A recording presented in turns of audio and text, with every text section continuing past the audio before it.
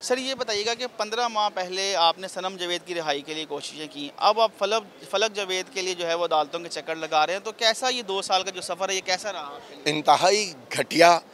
और मुझे आज ये एहसास हुआ कि जो मैंने 1986 में ये फ़ैसला किया था कि मुझे अपने मुल्क में जाके अपने मुल्क के लिए काम करना चाहिए, वो गलत था। मुझे नहीं आना चाहिए था इस मुल्क में। उन्हें यहाँ पर किसी इज़्ज़तदार आदमी को, किसी ज़हीन आदमी के लिए कोई गुंजाइश नहीं है।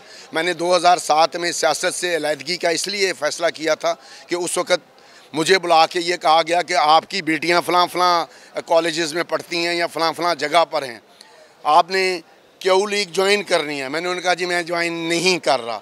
उन्होंने कहा जी फिर हम आपकी बेटियां फ़लाँ फ़लाँ जगह पे पढ़ रही हैं। मैंने उन्हें कहा जी मैं सियासत नहीं कर रहा। ठीक है, अगर आपने इस मुल्क में सियासत को ऐसे ही चलाना है तो छोड़ दें सारे जो चेहरे आपने कभी वो चाचू बूट पालशिए का लगाया होता है, कभी आपने किसी और का लगाया होता है, डायरेक्ट आके कब्जा कर लें। आप अपनी बेटियों को भी यही मशवरा देंगे कि छोड़ दें? मैंने उनको, जब मुझे पता चला था तो मेरी पहली रिक्वेस्ट ये थी उनको कि पापा बच्चों ये मुल्क सियासत के लिए नहीं है, यहाँ पे सियासत नहीं होती। आपने नौकरी अगर करनी है तो कोई अच्छी नौकरी कर लो, ये वाला काम ना करो, सियासत ना करो। उन्होंने मुझे आगे से ये जवाब दिया कि पापा आपने छोड़ दिया, किसी न किसी ने तो इस मुल्क की तकदीर को बदलना है, हम उसके लिए हर कुर्बानी देने के लिए तैयार हैं। बताओ, अब पढ़े लिखे बच्चे हैं और मेरे से ज़्यादा जानते हैं, उनकी सोशल मीडिया पे मेरे से ज़्यादा एक्सेस है, मैं उनको कैसे रोक दूं कि जी मैं तो जो बात मैं फ़ील करता था कि इस मुल्क में है, उन्होंने उसको मेरे से ज़्यादा जल्दी फ़ील कर लिया।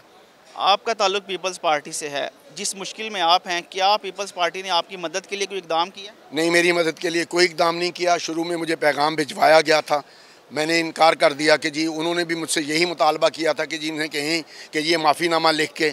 मैं क्या जी, माफ़ीनामा तो उस बात का लिखा जाता है जिस पे आपने कोई जुर्म किया हो। अगर आप प्रेसिडेंट ऑफ पाकिस्तान के पास आर्टिकल 45 है तो वो तो जुर्म साबित होने के बाद मैं उनके पास जाऊँगा ना जी, मेरी बेटियों का जुर्म साबित हो गया, मुझे माफ़ी दे दें।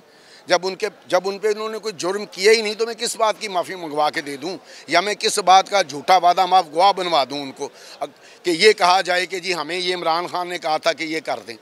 भाई वो कह रही है ना हम इमरान खान से कभी मिले, ना हम पीटीआई का कभी हिस्सा थे, हम सोशल मीडिया पे बैठ के उस बाकी नौजवानों की तरह उसकी हिमायत करते थे, हम झूठा बयान कैसे दे दें। अब मैं क्या अपने बच्चों को सारी ज़िंदगी, जिनको मैंने ये तरबियत की है कि आपने झूठ नहीं बोलना, मैं उनको कहूँ जी आप झूठ बोलो और आप कह दो कि जी आपको इमरान खान ने कहा था और आप बाहर आ जाओ। इस माफ़ी वाले बयान के बाद फिर भी आप पीपल्स पार्टी के साथ ही हैं?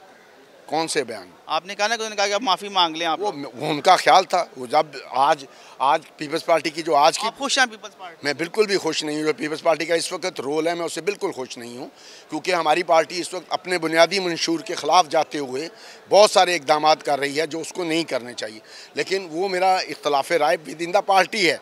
मुझे उससे मेरी बार बार अपने चेयरमैन से और अपने को चेयरमैन से, जो अब को चेयरमैन नहीं है, प्रेसिडेंट ऑफ पाकिस्तान है, उनसे ये दरख्वास्त है कि खुदारा इस मुल्क के अवाम के साथ जो किया जा रहा है उसको देखते हुए आपके पास ये सोल पावर है कि आप उसको रुकवा सकते हैं, रुकवाएं। उस्मा बहारी मुसलसल हर अपनी प्रेस टॉक में ये कहती हैं कि जो फेक वीडियो है वो फलक जावेद ने अपलोड किया है, क्या कोई एविडेंस कुछ दिखाया गया आपको? आज तक जो हमें 550 सफ़े जो इंक्वायरी के दिए गए हैं उसमें फलक की एक ट्वीट के अलावा, जिसमें उसने ये लिखा कि जो कल तक लोगों के साथ ये कर रहे थे आज उनके साथ हो गया, घटिया काम है, अल्लाह लोगों की इज़्ज़तें महफूज रखे, इसके अलावा उसका कोई रिकॉर्ड नहीं है।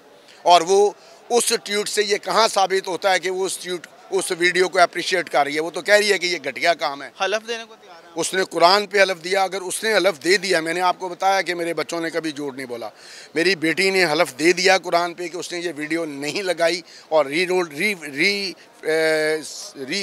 पोस्ट भी नहीं की है, तो अब मैं उससे मिले बगैर मैं इतना ही यकीन रखता हूँ कि वो सच बोल रही है जितना अल्लाह के होने पे यकीन रखता हूँ। अगर मुझे आज कहा जाए अभी यहाँ खड़े हुए कि आपकी बेटी ने वीडियो लगाई है, मैं ऑन ओथ कह दूंगा कि मेरी बेटी ने नहीं लगाई, क्योंकि मेरी बेटी ये डिक्लेयर कर चुकी है कुरान पर और वो झूठ नहीं बोलेगी, खा उसकी ज़िंदगी चली जाती वो झूठ ना बोलती। आज कोर्ट में आपके ख़ानदान के 2 मज़ीद लोगों का नाम आया, अतीक साहब का और शकील रियाज साहब का। कहा गया कि अतीक ने फ़लक को छुपाने में किरदार अदा किया, जबकि शकील साहब 500 सिमें जो हैं उन्होंने दिए हैं फ़लक को।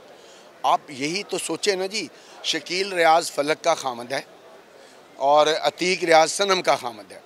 ठीक है, वो एक ऐसे टेलीफोन नंबर्स पे जिस पे जो मेरे नवासे जो फलक के नाम पे इशू सिम थी और वो मेरे नवासे मोहम्मद बिन अतीक के पास थी और वो अपने आईपैड में उसको खेलने और अपने ऑफिशियल और स्कूल के काम के लिए इस्तेमाल करता था। अतीक रियाज ने उस टेलीफोन से अपने फ़ोन से अपने बेटे के साथ बात की है, ना कि फ़लक के साथ। फ़लक के साथ तो उसका राब्ता ही नहीं है।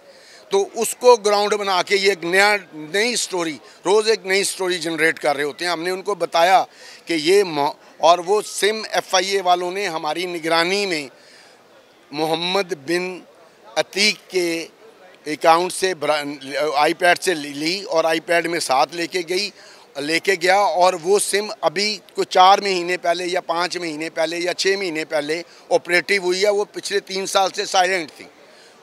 आपको क्या गारंटी दी जाए कि आप फलक जवेद को पेश करवा देंगे FIA या कोर्ट? मुझे आज chief justice Lahore high court ये गारंटी दे दें कि उसको सनम की तरह ज़िमनिया बना के 9 मई के 14 केसों में नहीं डाला जाएगा। मैं कल सनम उसे कहता हूँ कि वो आके पेश हो जाए। Thank you very